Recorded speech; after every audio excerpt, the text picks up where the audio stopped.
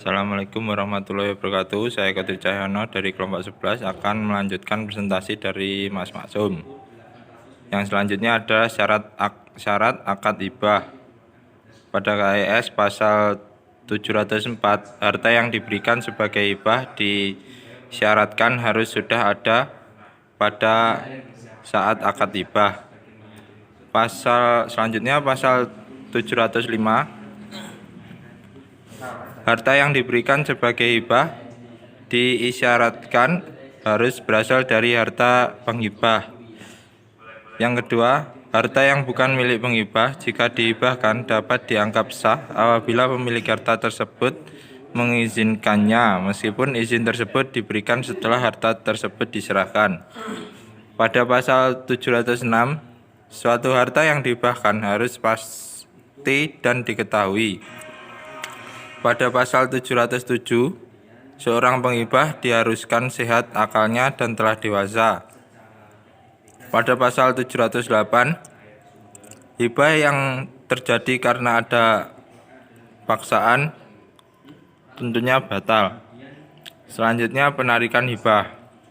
Pada KIS pasal 710, wahib menarik kembali hibahnya atas keinginannya sebelum harta hibah itu diserahkan.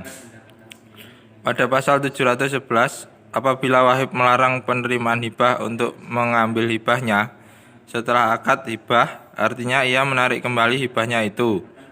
Pada pasal 712, penghibah dapat menarik kembali harta hibahnya setelah menyerahkan dilaksanakan dengan syarat si penerima menyetujuinya.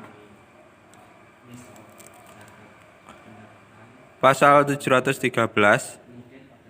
apabila wahib menerima mauhub yang telah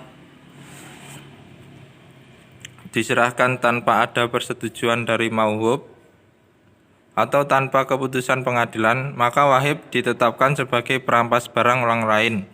Dan apabila barang itu rusak atau hilang ketika berada di bawah kekuasaannya, maka ia harus mengganti kerugian. Yang selanjutnya adalah hibah orang yang sedang sakit keras.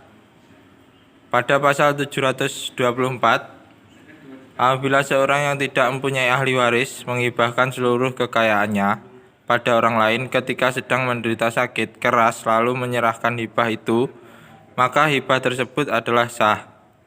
Dan bait atmal atau balai harta peninggalan tidak mempunyai hak untuk campur tangan dengan barang peninggalan tersebut setelah yang bersangkutan meninggal. Pada pasal 275,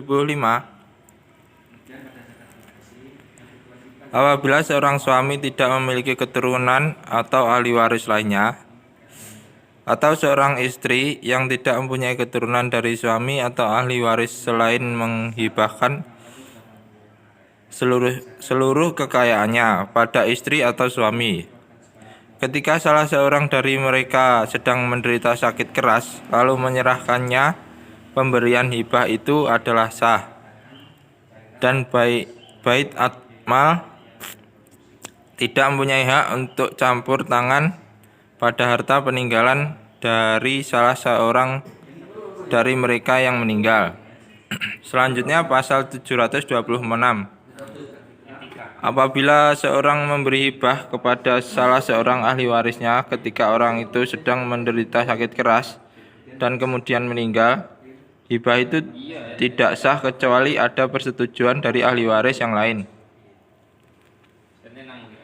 Tetapi jika hibah itu diberi dan diserahkan kepada orang lain yang bukan ahli warisnya, dan hibah itu tidak melebihi sepertiga harta peninggalannya, maka hibah itu adalah sah. Tetapi bila hibah itu melebihi sepertiganya dan para ahli waris tidak menyetujui hibah tersebut, hibah itu masih sah untuk sepertiga dari seluruh harta peninggalan, dan orang yang diberi hibah harus mengembalikan kelebihannya dari sepertiga harta itu.